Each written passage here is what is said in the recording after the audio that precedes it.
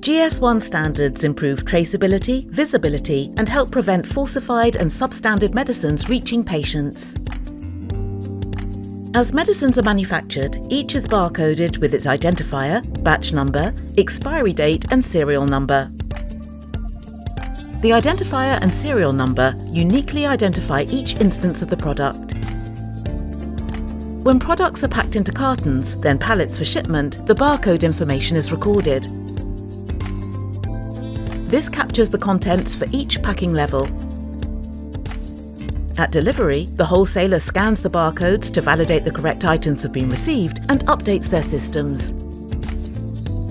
When preparing a shipment for a pharmacy, the wholesaler scans the barcodes to record the items in each package to ensure there are no gaps in the product's life cycle.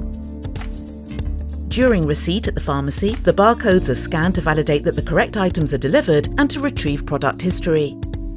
The unique identifiers encoded in these barcodes allow for verification at the point of dispense to help safeguard against falsified product.